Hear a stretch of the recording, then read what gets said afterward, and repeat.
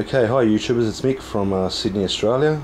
Today I'd like to show you, and this is my first upload of a survival pack for Australia, which I take personally. It is a hunting pack personally, that I take hunting with me for a 2-3 day trip to the state forest. If I'm going to a private property, I would take obviously a larger bag with some other essentials because I'd be out there for a week or more, but I would still carry this bag just in case I lose everything else. So this would keep me alive for a very long time. I thought I'd do an Australian video because I haven't seen many, if not any, on YouTube. I've seen American and UK, but nothing in Australia. Now, it's good to note that Australia, we have a different environment here. It's either very, very hot or kind of cold, not as cold as America, but it gets cold enough for you to feel the bite, and you know, depending where you're hunting, if you're hunting in the mountains, then yeah, it's definitely going to snow, so you've got to be careful. But just to point out, I only go out hunting or camping between the months of, say, March to October. March, April, May being our autumn, which, you know, gets quite warm still in the day, gets to about 30 degrees, but at night we'll get to a comfortable 5, 6, maybe 10 degrees. June, July, maybe August, then yeah, you're feeling the cold, it's snowing. It's you know, still very comfortable in the day. In daytime you could get around with a shirt or a jumper. At night you'd have to wear your jackets and stuff like that and jumpers. So, and then August, September, October, it's very comfortable. You know, you might get to 6, 7 degrees at night, and in the day it's still 30 degrees. So I don't carry too much cold gear on me. I don't have to. A fire and a tent is all you need. What you don't see here is a tent, because that's external. This is all internal. When I go out in the field, I generally, and in those climates, I will carry, well, I will wear my camo pants, my socks, you know, obviously my waterproof boots, some waterproof gaiters, a singlet, t-shirt, jumper and a jacket. That's all I bring, and that's what I'd wear. That's all you basically need. When I say jacket, I do have a very thick, warm jacket, camouflage jacket for winter, but generally when it's not winter, I basically wear this ridgeline jacket, which is very, very warm. You even sweat in this thing underneath the armpits. So yeah, you don't have to get too comfy or too many clothing in Australia, so I'll just point that out firstly. I'm going to do this in a couple of parts. So the first thing I'm going to do, and I'm going to stress on Australia again, because when you're hunting in Australia, there's probably one thing that you worry about the most, and that's the black or brown snake, or king brown snake.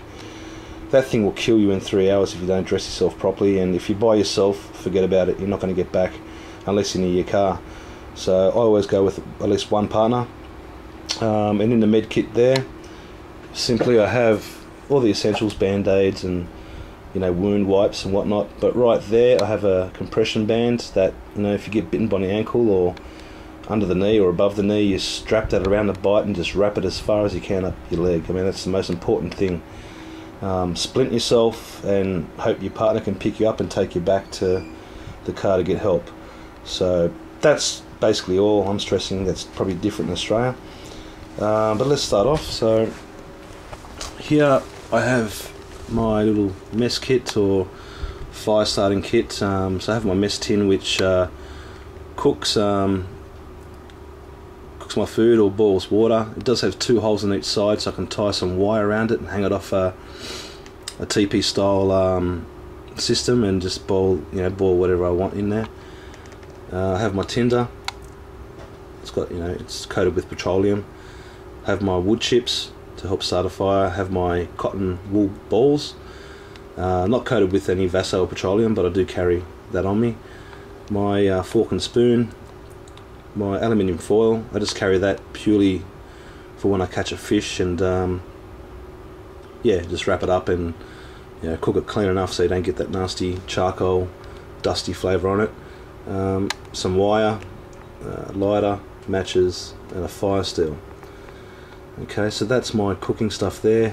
In addition to that, so I have my Vaso, my tin with cloth to make some charcoal cloth, and my little miniature stove that I put my can on, or my kidney shaped can on to boil water or whatnot, and then I have some extra fuel there, and it all fits. Well, that section there fits in that pocket there. Going to this bag here, inside that bag I have 4 spare AA batteries, a fine and coarse sharpening tool, small roll of duct tape, a glow stick, extra lighting or signalling, 2 glue sticks. Melt that down and you can patch up any holes you have in your tarp, or do some whatever you want with that. Some cable ties, some kind of stiffer, stronger wire, paracord, about 12 meters of it, some other kind of rope, a hose. Obviously we know what that's used for, so I'm not going to explain that. Food, so I've got a small packet of rice.